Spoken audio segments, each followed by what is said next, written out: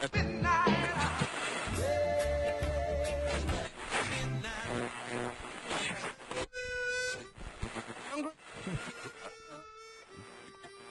is Midnight Radio Show.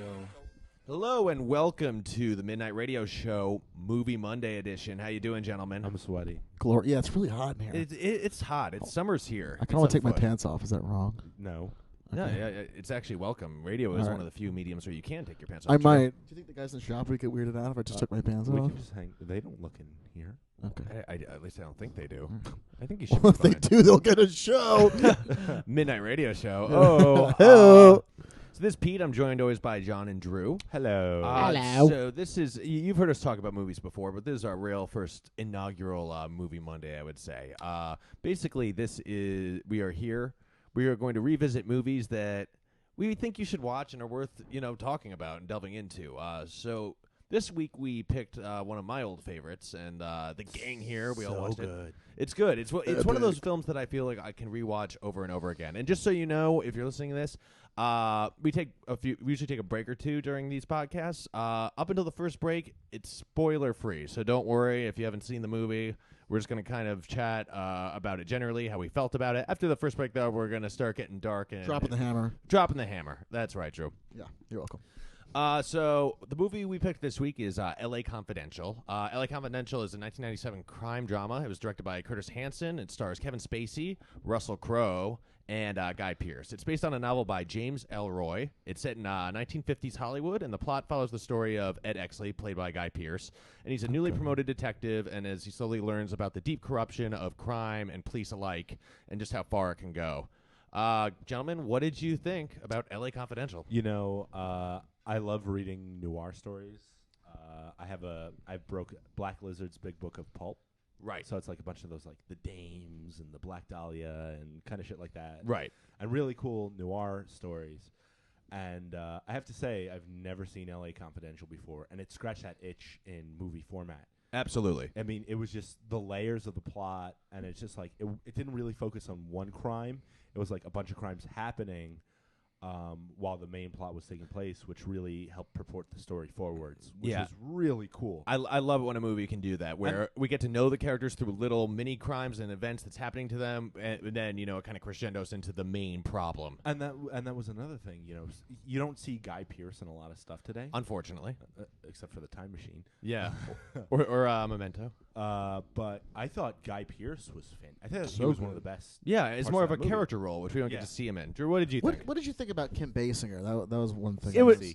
Yeah, I thought it worked. Did it work for you? The whole time I'm like, oh, Vicky Vale, you sexy minx. I just keep picturing her as Vicky Vale. It really sets the tone that it is a 90s film, the fact that she's in it. Yeah, well, I mean, I thought she's good, but she's not. Right. I mean, her part isn't too crucial to the plot. Right. It's more these three men and how they interact. Wasn't she Catwoman? No, she was Vicky Vale. She was Vicky. Yeah, she was in the first Batman. She was the love interest. Oh, she was Vicky. Michelle Pfeiffer, I believe, was Michelle Catwoman. Pfeiffer. Batman Returns is what Michelle you're referring Pfeiffer. to. So the plot follows basically three detectives. Two very different detectives, very too. different ones. Yeah, Guy Pearce is newly promoted off the beat sort of guy. Total He's a dickhead. go-getter, goes by the book.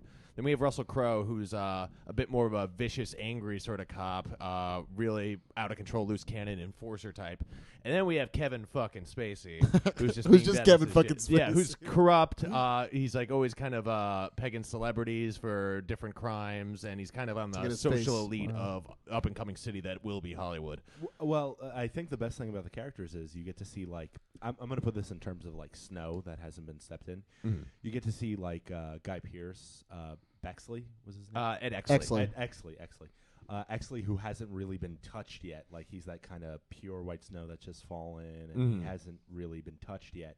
His father was in the force. Yeah, and then you see Russell Crowe, who's kind of getting there, like they're trudging through the snow, and it's like he's kind of corrupt, but he's not fully there yet because he has the soft heart for the battered women. Right. And then you see Kevin Spacey, who's just like Jaded. full on, just like, fuck it, I'm corrupted, and I'm gonna do whatever it takes to be a cop. Gonna get my face in the paper too, say. And the story is kind of how they all ally against kind of this greater evil, as it were. Kevin Spacey's character almost a little too late, but we won't get into that now.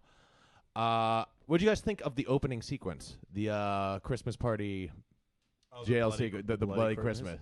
I thought it was great. I mean, like, apparently it's based on true events. I was reading up on it. Yes. Like, you know, to make a noir story out of true events.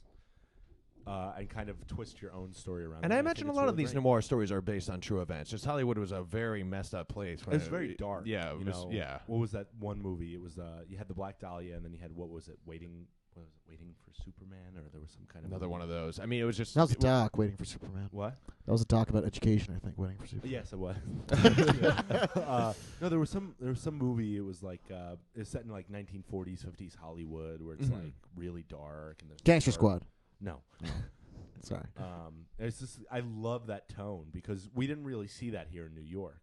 No. I mean, I suppose it was already past the heyday then, because in the 50s, like, Hollywood was just still being developed. So behind all this, like, glitz and glamour of, you know, the actual movies that were the moving pictures sort of thing that was coming out there, you know, it was like all the, like, back alley prostitution, you know, and all these movie stars. High-end prostitution. Yeah. Oh. And, like, more money than they could possibly imagine than just getting, you know, celebrities getting corrupt in the drug game, cops getting caught up in that, and just how they kind of form this new city. So it's cool to have a movie that kind of represents that, but also has this kind of sort of colorful. It's one of those movies. It's a very 90s movie, I feel, in the sense that it covers such a dark subject matter, but at the same time, it feels like a fun movie throughout the entire thing, even though it's not off-putting in any way, shape, or form. It's very easy to watch. It never gets to the point where it's like, oh, this is really fucking dark. Yeah, exactly. It's just like, oh man, this is really a great watch. Yeah, and a movie that a lot of people, I think, another reason why I chose this one is because it's a movie that I feel like a lot of people have heard of or maybe have not heard of, and it's crazy for what a good story it is. I mean, we're talking about the three main characters, which, you know, just on paper I think is enough to get someone to watch it. But then you also have like Danny DeVito playing an awesome character role. He plays a kind of basically tabloid reporter. Yeah, exactly. Hush, hush. Yeah, I keep it on the hush hush. My favorite line is he does have a thing where they're at like a celebrity party and he kind of works with Kevin Spacey a lot because he's like the movie star detective. And he has like a kid. There's that younger boy there, and he's like, "I'm gonna get him to fuck the DA for $100." I love it. That was my text message alert noise for a year. It was that good. Then we also have James Cromwell, who's in everything. If you're not familiar with who James Cromwell is off the top of your head, he was the farmer in Babe. He was the scientist in I, Robot. And you get to see him play a very different sort of character in this, which I thought was pretty cool. He's the older guy, right? Yeah, the older guy. He plays the old Irish chief of the police, sort of thing. James, he's always off-putting to me. I don't know James why. Cromwell is he's in a lot of shit. He's in so much stuff. And, he kills it. I mean, John, you're a gamer. I mean, a lot of if you played you play LA Noire. That's what they clearly borrowed a lot from this film. Oh yeah, they borrowed a ton. I mean, the thing is, you know, in a game you can tell so many stories within X amount of hours for whatever they're shooting in gameplay time. Right. But the second I started watching it, once I got about 15 to 20 minutes in, it kind of reminded me of that. It's like, this is L.A. Noire is clearly borrowed by the books and the stories of that time, as well as something like things like this movie. Right. Where it's just kind of like, I'm Detective Felt, like, you know. Yeah, exactly. It's really cool. I also like how this movie, I mean, we're used to that sort of single detective sort of, you know, in L.A. sort of 50s feel. But I really appreciate in this one how we got three different inputs on it. And Russell Crowe's character is so badass, I can't even... Like, no matter what century he's in, Russell Crowe kicks fucking ass. He's fighting someone. Yeah, beating the shit out of someone. That's just how he rolls. But I like how we also get to see like him when they roll through the project area, as it were. Yeah. I thought that was really cool, where they have to like kind of they have to hold Russell Crowe back just because they know he's going to get out of control. Well, he has the best lines too. He does, and then you know that there's like kind of this greater ominous puppet pulling the strings. Yeah. Is hold on, I'm gonna. I thought he played a very good Irish detective. I think everyone was really Irish. Well, no, he was born in L.A. Oh, Russell Crowe's part? No, I'm talking about James Cromwell. I'm sorry. Okay. I'm bringing it back a little bit to James Cromwell. Lay it on us. I thought he played a good Irish detective. At first, like, I think the more he got into the movie, you could tell he was Irish. Right. Those first, like, 15, 20 minutes, I was like, is he supposed to be, like, an Irish cop? Boyle. Yeah. Sergeant? And then once they got to the motel stuff, that's when I could really be like, right. He's an Irish detective. He came over. Exactly. And I do like how it's one of those movies where, I mean, we'll talk more about this after the break that's coming up here, but it's one of these movies where the payoff and the reveal is built up well enough that it's not aggravating or off-putting. I think the build-up is really nice because it's one of those build-ups that you can't really guess. Yeah, exactly. You just get little clues here and there, and it's like, what? Well, it's like, well, a little bit, but it's like, why are we learning all this? Why is this character telling this intimate story unless it's going to come back later? That's like the only hint you get. I'd say about in the last 35 minutes when they start visiting the DA and they start figuring stuff out, is when you start really putting the pieces together. You're like, I think I know what's going on, but I think for the first like hour and 45 minutes, you couldn't pin it and be like, oh, that's what's happening. Yeah, if you couldn't pin it, you might have an idea though. And the pacing is done in such a way though, as you start to find out, they keep giving you little payoffs because you find out more and more. It's not like, oh, we'll come back to that later. So it's less suspenseful in that way, but more exhilarating, if that makes any sense. It connects the dots better. So we're going to take a quick break and delve into more of the maybe issues we had with this movie, maybe our favorite parts. But either way, it will definitely involve spoilers. But right before we take the break, if any of this sounded interesting to you, check out LA Confidential. Heavily recommended. This is Movie Monday. We'll be right back. Do you ever feel like you're alone? Do you ever feel like no one really understands you? You're just wondering what keeps you going. Well, I've got a crazy idea. Scroll to the top of our Facebook page and like Midnight Treehouse Productions. Will it help your loneliness? No. But you should do it. Welcome back to Midnight Radio Show, Movie Monday edition. M squared, if you will. M2. So we're still talking about LA Confidential here. Now that we're back from that accursed intersection where we have to hold back all the spoilers, what did you guys think of the big reveal? The fact that I think the first major point of this movie is that scene, because we get the scene where Guy Pearce is telling Kevin Spacey about his father. It's the first scene where we get to see Kevin Spacey be a bit more vulnerable. You see there's actually a guy behind this kind of like stud. Corrupted. Yeah, like corrupt, really stud. Yeah, Street detective man. sort of dude. So we get the reveal. What Dolsky? What was it? Well, yeah, what was his name? Smith? No, not Smith. Who? Kevin Spacey's character? No. The cat. Well, what reveal are we talking about? I'm talking about the scene where James Carmel's character actually shoots Kevin Spacey, what's his where name? we What's finally his name? I saw realize, that coming. oh, he's the What's his name? Captain Dudley something. Dudley. That's Captain it. Dudley. Sorry. Yeah, I'm not very good with names.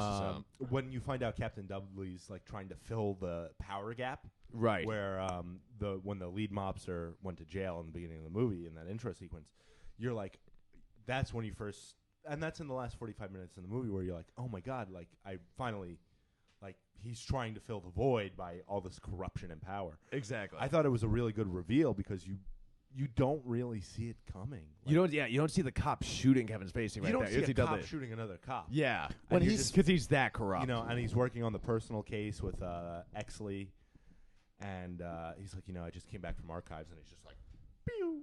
Right. And you're just like, whoa. Exactly. And I thought it was so clever, like the fact that Kevin Spacey had shared that moment with Guy Pearce where he talks about the guy, he doesn't know who actually killed his father, but he gave him that name. Yeah. And then Kevin Spacey, as he's dying, just says that name to Dudley, and he like smiles as he's dying because he knows it's his one last jab, and he like is like moral compass kind of favors the side of what he knows is like the lesser evil sort of thing. Yeah. Mm-hmm. And I thought that was really clever writing. I thought that was a cool reveal, and it was fun. Like I thought it was just fun. I mean, I thought, we have a tendency to talk about a lot of tiered stories here on the Midnight Radio Show, Movie Monday. To be honest, I think, despite the fact that I'll probably go home and watch it again because there were some things I didn't pick up on, I thought that LA Confidential was a very well-tiered story. I think it was a little long, but... A little bit.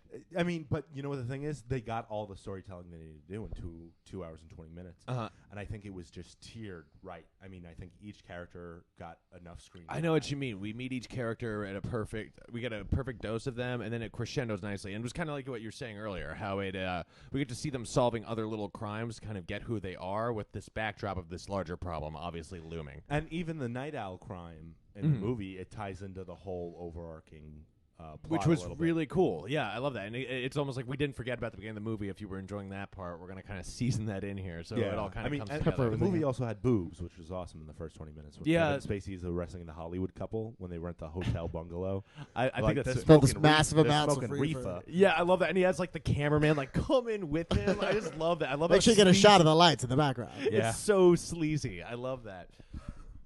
I thought that was really well done. What did you guys think of the ending? I thought that was really cool. I mean, I want to say it's the last 20 minutes basically because how you said like 2 hours and 20 minutes, like the last 20 minutes the shootout at the Victory at the house. Yeah. At the house. So badass. I thought it was awesome because it's like the cops facing the cops, but yeah, it's like the I cops, think so it's, they're I like think it's kind of nice that despite the fact that like Russell Crowe was having this affair with Lynn the hooker, that they were kind of like using, and then Guy Pearce Exley had the affair with her as well. Yeah, and then they kind of have the. Big I love brawl. that when they find out because it's almost funny. You know what I mean? And they have the big brawl in the LAPD, and you're like, holy shit, is this what it was like in the 50s? It's like, you're banging my broad. Let me throw a chair out the window. I thought that was great, and then they realize what's going on. Right. They're like, holy shit. And, even after he realized he's still like, try to beat him up a little bit more, and then he's like, okay, now I got it out of my system. I love that. Just the standard angry Irishman. Still going to pretend like I'm going to throw you out the window. And I think it's great that they're able to put their differences aside and like come together and solve the main problem of the movie. I thought it was cool when they're like holding him out the window. I thought that seemed the DA low. Yeah, and it's kind of freaking out because it's like an awesome kind of catchy sort of scene, but it's like, come on, like, but you guys have to like work together. Like, you know where it's going to go. It's one of those fun movies where you know it's going to go, but you're still kind of like, get to it already. I love when Dudley's talking to Guy Pearce's character at the beginning, and he says he wants to be a detective, and he's like, are you willing to, go the extra mile and do all this fucked up shit? And he's like, no. He's like, all right, well then do me a favor, don't be a detective. Yeah, exactly. This isn't your world. Don't do it. And you can tell why he was saying it too. Exactly. It's like he's right, because he's going to have to see this world. It was at that point, by the way, that Dudley threw a red flag up for me. Seriously, really? I'm serious. All right, this comes from the guy who said he claimed he could. That Bruce Willis was dead. You can ask the kid. I will get the kids from my bus from 7th grade, whatever year it was. I actually was hanging out with some friends last night, and The Sixth Sense, oddly enough, came up. Yeah. And I was like, I have a friend I do a podcast with. And you won't believe this. He says he claims he knew Bruce Willis was dead. And they're like, what, in like the first 10 minutes or something? I was like, no, from the trailer. From the trailer. I kind of like when I said it and I guessed it, it was almost like a half joke almost at the same time. I bet you this jerk off's a ghost. No, he's dead the whole time. He's dead the whole time. Well, that's the one thing about a lot of movies is they drop those hints very early on. And the thing is, people the first time when they're watching it, they go in. Especially with this style, too. Yeah, the thing is about a movie like this is when they drop hints like that, people never really see them as hints. And also, this is a movie where, this is why I like a movie like this with a twist a lot more. And it was kind of what I was saying earlier, where you get the little hints leading up to it that's more character-driven. Yeah. Where Sixth Sense, the whole point is this is a guy who talks to a kid who can see ghosts. Turns out the guy's a ghost. That's basically the whole plot. Yeah. You know what I mean? This is like has a bunch of little vignettes with an overlooming plot where the big twist is that, the guy who we basically trusted the whole time is the traitor. And then it's more of a character drama rather than just, an event that gets swept on its head. That people get swept up in as well. It's exactly. Not like these 3 cops got swept in and somebody trying to fill the power void that Dudley was trying to fill. Yeah. It was just like, all these crimes are kind of connected, and we're going to have you watch what happens and how everything's kind of connected. And I like how Exley. I like how he just keeps using the intercom system to his advantage. That was really cool. That was such a cool scene. It's really so cool. smart. It's just really smart writing. Yeah, and I like how he never is really underhanded. Like, that's how a guy like that is underhanded. He's like something that's like totally legal, like at his disposal. Yeah. You know what I mean? He's smart. He like I said, you see the guy who's trying to be corrupted. Like, people are trying to corrupt him. You see the guy who's in the middle of corruption, and you see the guy at the tail end of corruption. Right. And that's the great thing about Guy Pearce's character is because you see him use every legal means to kind of like get what he needs, and he won't waver. That's my other favorite thing. It's like he's our constant like straight shooter guy. He's like the guy from L.A. Noire. Like, you know, he did everything by the book, but his one weakness. Now in L.A. Noire, the video game, like, it goes a lot darker. Like, it kind of ruins him, the fact that he winds up running off with this hooker.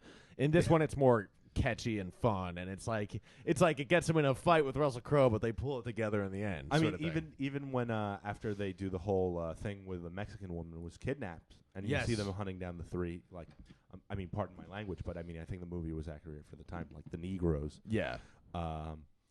You know, they go into the apartment and he's like, everyone freeze, don't shoot, you know, we're all, and then they knock over the glass bottle, like, done. He doesn't even start shoot, like, he starts shooting after they start shooting. He waits till they fire at him. Yeah. Like, and you see how by the book he is. But I think you can see a little bit of darkness in Exley when he finally catches up to the last guy in the elevator and he just puts the gun in and he just, pow. Yeah. Yeah. The look on his face after that too was just. Yeah, and he's kind of overwhelmed. That's it. But it was also. But then they kind of tell him, it's like, well, you got, like, what else were you gonna do? Yeah. You know what I mean? So I like that. But it's like we get to see. It's funny because this movie is billed with Russell Crowe and Kevin Spacey listed as the two major stars, then Guy Pearce, and I guess it was a product of the times, even though it's his story, which I always find kind of aggravating in certain movies. I understand you have to sell it with the star, but you know. It's contracts and stuff like that. Yeah, it's bizarre to me. I just like, you know, at the end of the day, it's like, why don't you make it about like who the movie stars? You know, who we're going to be watching Guy Pearce. It's all about money, that Pete. Yeah, but All Kevin about Spacey's money. billed first, and he dies, 45 minutes into the movie. Yeah. So maybe a bit further into that. But a little bit later than that. Yeah, but it felt like in the middle-ish because he dies, and then it's like, okay, shit's got to go down now. He And then dies, it's actually, Kevin Spacey dies after the 2 hour, after the, what is it, like after the hour and 30-minute mark. He dies somewhere in the last hour. right. He's like the kind of gunshot to start the race to the climax. Yeah. sort of thing. Exactly. Yeah. And that was the nice thing. There was no kind of like real, like you see movies with characters, like very plot-driven movies where they have some kind of strife, where you see it building, and then you have the denouement where it's just like drop. There was no like build. Oh yeah, build, this is one of those. It was just like we're going on a ride and you're gonna fucking And the movie just crescendos, especially ever since like the 20 minutes leading up to Kevin Spacey getting killed by James Cromwell by Dudley. Up to the ending, this is like one of those movies that ends with the shootout, and then it's like little 2-minute epilogue afterwards, Yeah. with, like where he just has like a bandage over his arm or something, and it's just like, oh, thank God we got out of that one. And Russell Crowe goes to Arizona. Yeah, they make like some like snarky remarks at each other, you know, Thought he was And then dead. they like shake like very cop-like, very cool movie. The hooker gave him a I mean, nice kiss. you know what it is? It's nice because you don't see very many noir movies nowadays. And Very not few. to get too off topic, but like I feel like Looper. Did you see Looper? Yes, I did. Looper is a bit of like a time traveling noir movie where it's A little bit, yeah, fair enough. and it's nice to see kind of that style, like the dames and the reefer and that kind I of. love that. I think that's so cool. The language is the great. tone of the film is amazing. And then the other thing I like about this is Kevin Spacey's character, because this very easily could have been like a buddy drama between Russell Crowe and Guy Pearce trying to figure out the differences, which it is toward like in the second half. The last 40 minutes it is. But Kevin Spacey also is there especially to develop Guy Pearce's character as kind of like this seedy mentor. I was kind of sad when Danny DeVito got killed. Yeah, me too. Because he was It so would be lovable sad. and goofy. He was like he was like Frank Reynolds before he was Frank Reynolds. Just sleazy and just like hush. Like it sounds. It was just like when I first started, because this is the first time I watched the movie. When I opened up and I heard the opening monologue, I was like, man, that's Danny DeVito. I was like, I had no idea, because you see movie box covers or you see the posters and you're just like. I thought L.A. Confidential was like one of those like 90s crime movies, like you said, buddy cop movie, where it's just like. With Kim Basinger and Kevin Spacey, like in the '90s LA, Vicky Vale. fighting crime, and I had no idea. Like it's a Heat knockoff or something. Yeah, like I had no idea it was like a 1950s noir film, and it really took me by surprise. And I highly suggest everybody watch it. If they're into noir. And shockingly based on a book. It that's is why we based on a get. book, Yeah, yeah. that's why we get so many. Have you read rich the book? characters. No, but we just get so many rich characters. Yeah. There's a lot of interesting little subplots and stuff. Like if you were reading a book, there are chapters where other stuff happens to the characters, and we meet other characters. It's not like one of these schlock standard movies where it's like it's two characters pitted against each other, and there's a girl and a bad guy. Get ready. It's like that's not really. It doesn't leave anything for your brain to chew on. You know what I mean? Yeah. You know what it is? That makes me want to go back and because there are a lot of amazing movies made off books. And this makes me want to go back and read the book to see how how much more rich it is. Oh, there's probably some Detail, awesome stuff in there. Characters and just overall noir and tone and text. Like Fight Club, one of my favorite movies, is really the book is absolutely different. Like the scene where he meets Tyler Durden at the airport, yes, on the airplane. Like in the book, they meet on a beach. They meet like on a nude beach. Really? Oh, weird. Yeah. It's like, or they meet. I'm trying to think. I read it back in high school. Like Tyler Durden's like walking around naked and his dick. Like Chuck Palahniuk just describes like how Tyler Durden's dick is just swinging around. So if we read the book in this, that's like all describing like Kevin Spacey's dick or whatever. I doubt that. I doubt that too. There may be some more boob description. It was the 50s. Oh my god! When I saw boob, I was Her like, breast was so this supple. movie's got the 50s. It's got Danny DeVito. It's got boobs. I'm in. I'm all in. They throw the firework display right at the beginning, as it were. I texted you. I was like, dude, I'm 15 minutes into this movie. It's like this kicks ass. Just I'm the like, music. I know, right? I The know, music right? alone.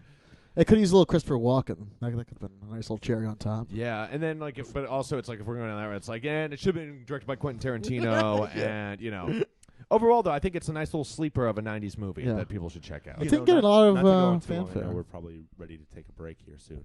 Yeah. I'd like to see Tarantino direct like a 50s style movie now. You think he must have one cooking in that psychotic brain of his? Well, he's covered every era. He's covered Kill Bill with today's era. He's covered Django. He did Pulp Fiction in the 90s. He did Inglourious Basterds, World War II.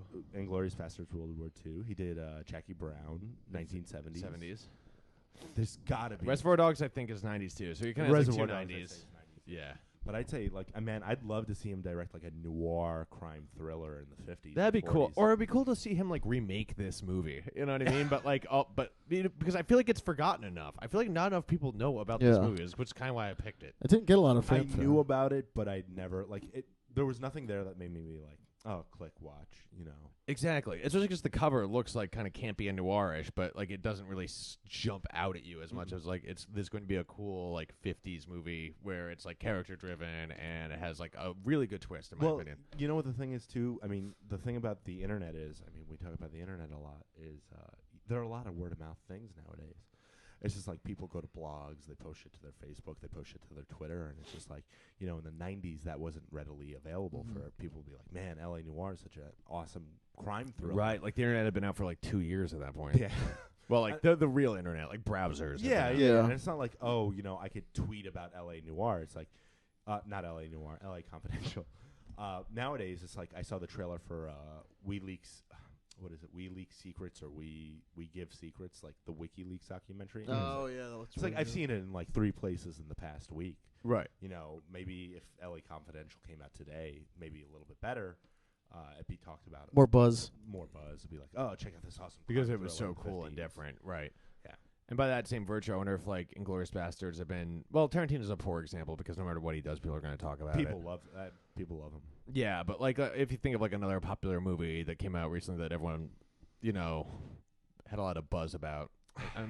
I'd say, it's a good movie of that example? Insidious. Yeah. Insidious was a movie that got kind of torn apart by the critics, but it got talked a lot about by the fans. It was like people who went to go see it, they're like, man, you see this movie Insidious, it's pretty crazy. Exactly. And it's something like not based on like a well-known, like franchise It's already, an original which is a IP. very common thing in the Yeah. past like 10 years especially. It's just like Star Trek again, like Superman again. Like that's just kind of what people do. It's like a remake of something or something that people I think it's going to help you make money. Exactly. That they know is going to make the money. you Yeah. know? So that fat people in like, Well, bathing suits on their Nothing for day-to-day nothing. Do you activities. think that, I feel like that's a kind thing. of like V-necks. devalues the idea of actual movie making? Like, because think about it. If we're we've remade Superman 3 times now? It's like, do I really? I'm gonna go see Man of Steel, and we all should go see. Yeah. It. Wink, smiley face. Definitely a possibility. We should all go see Man of Steel, but it's just like we know the origin of Superman. We know he's an alien. He landed on Earth in what was it, Kansas? Right. Something like Or that. somewhere outside Metropolis or wherever. And it's just like he was the son of Clark, not Clark. What was Jor-El. it? Jor-El. It was what was it? The Kents. I'll just say the Kents. Yeah.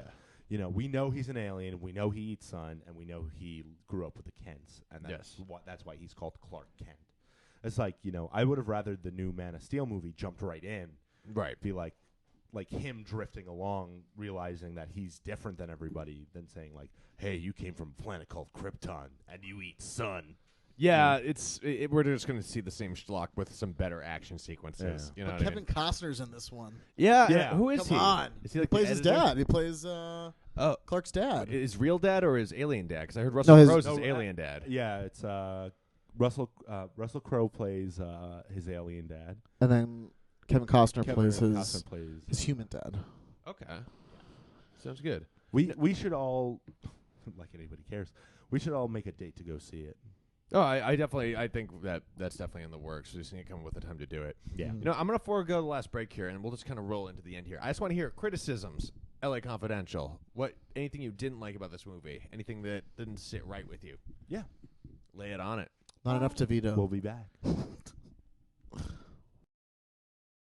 Hey, do you hate terrorism? There's a good way to fight it. Go to the top of this page that you're playing this off of and like Midnight Treehouse Productions on Facebook. It will help us out, but more importantly, it will help America out. Don't ask questions, just do it. Welcome back. We're wrapping things up here at Midnight Radio Show. Movie Monday. Yeah! Woo! Exploding. Oh, yeah. Sound effects. Beer. Beer. America. Beer. We're going to wrap it up here. Basically, as you heard before the break, I just want to field you guys any criticisms of the film. Anything that didn't sit right with you? Anything that was a little off about the film? I love the acting. I loved pretty much everything. The only issue I really had about this movie was it felt a little long. Okay. Maybe shaved like 15, 20 minutes off it, and it would have been like... Yeah, I mean, I appreciate the long shootout at the end. Mm-hmm. It's like maybe you could have lost a scene here or there Yeah. to facilitate that. Any little things you could have just... Like, I thought it was cool that thing lasted 15 minutes of them Yeah. just holding off a house. You know, Yeah. two guys versus, like, the LAPD. And like the basement, like under the house, shooting people's feet up and stuff. that was so awesome. cool. I really, really like the movie, and I don't really have any maybe more Danny DeVito. Yeah, that can always happen. Yeah, don't kill him off. Yeah. Maybe they both come back at the end. Him and Kevin They come back, Spacey. they come back as ghosts. Yeah, as you would so like. Like in Well, Star Wars. Yeah, I was going to say, like, Return of the Jedi, they're standing there looking on very happily. But I mean, Short, otherwise, fat I think dude. it's a really well-told story. I think it's great to see. I mean, despite the fact that it's old, it was great to see a really well-done, character-driven story back in those days. And I mean, I thought the set pieces were great. And, I mean, I thought just overall production was really a lot of fun. Yeah. I mean, they didn't really, and they took liberties with it. You can see that they didn't really adopt like the whole welcome to the horse races today, Jimmy. A little bit. Like Danny DeVito's character, I guess, was kind of supposed to be a nod to that. He was a nod to that, but he still kept it. He's like, It's like that anyway, though.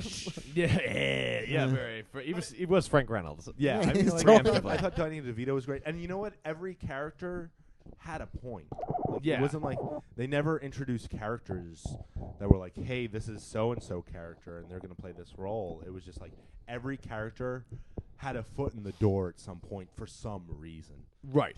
And I definitely agree with that. And like all the characters enrich the plot, develop the plot, push something forward. Yeah, they all help move the story. I mean, despite the fact, even if in the movie for 5 minutes or 40 minutes, like Setzer, Yeah. when he gets killed, like I thought that was great. Or like the mother, when Russell Crowe finds the dead body in the basement. Everybody's intricate. Right.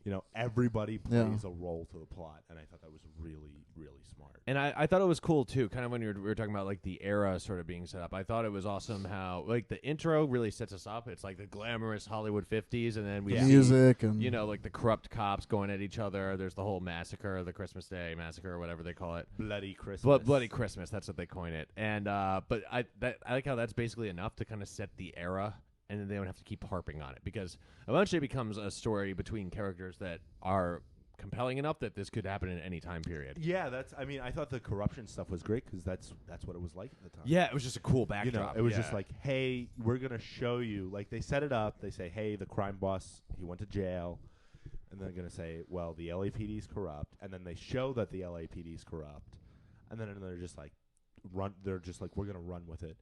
Right. It's like, have you guys ever seen Moneyball? Yes. Mhm. You remember the scene where it's like the two guys named Steve? Yeah. It's just like the director and the writers, they pick up the ball, like they pick up the point and they say, "Fuck it, we're gonna leave everybody behind, and we're just gonna let the audience roll with it and just Exactly. say, this is it. The police are corrupt.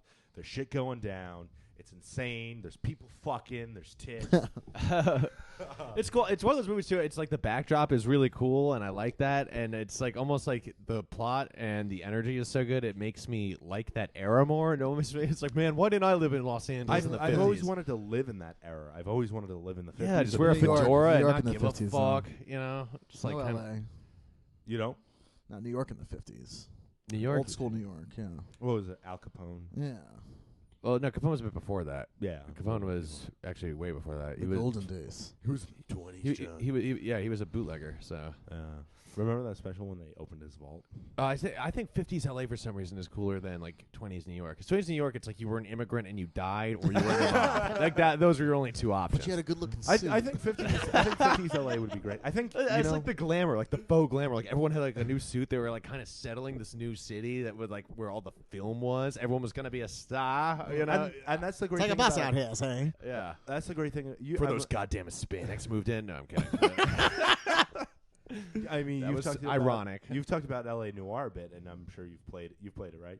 I thought it was one of the best video games ever made. my God. Like maybe you the get to, best. You get to see the movie stuff. You get to like from the beat cop to like you get to see them filming like porn. Yeah, and, you're like, kind of Guy Pearce. Yeah, You're and it gets kinda Guy it gets really gritty. Oh, Yeah. I think the Black Dahlia stuff went on a bit too long, but that's Oh, the when you're in Homicide, yeah. and he's like the son of like a senator or something. Yeah. So they're like, we gotta look the other way, kid. It's the way Yeah. it goes. Yeah. I love that. I love the sleaze. I think the sleaze is so much better. It's like, yeah, sorry, like one of the two judges we have for the entire state of California. Turns out like the mob has him in his pocket, so Yeah. you know. Oh, well. It definitely it sets the tone, and you don't see movies that atmospheric anymore. Exactly. You get a great atmosphere, a great plot, and a lot of payoff. So And I boobs. highly recommend it. And boobs. High five again. Yeah. We all Gentlemen, love- any yeah. closing thoughts for this movie Monday? I think our Which is watched this them- our second movie Monday now, or is this? I'm going to say this is our first official one because we've talked a lot about movies. I think this is our first real movie Monday. I think this movie Monday, For me, at least. We always say this. I learned a lot. we grew. We grew. We sweat. You know, we're sweating a lot. It's hot in here. You know what it is? It's the humidity. But I mean, like, I think, I love talking about movies, and I love sitting and like, you know, A sauna. no, I just love getting deeper into the movies, and you know, you might cut this, beep beep beep beep beep, but you know, maybe next week a movie I've been itching to watch again is American Psycho. Ooh. And that's another movie that's really atmospheric that's based on a book as well. More common one. There might be some more criticism in that because a lot of people have seen it, so that might be interesting. Yeah, and I think Well, we got that. Have you We've got American Psycho. We got Man of Steel. Basically, we want to revisit movies that we feel are worth revisiting, or new you know, ones. or new ones. We just like movies. we love them. So we hope this was a nice cinematic start to the week for you all. We'll catch you next time on Movie Monday. TTFN. TT? FF. Fun. I think on that note, we're done. Have a good week, everyone.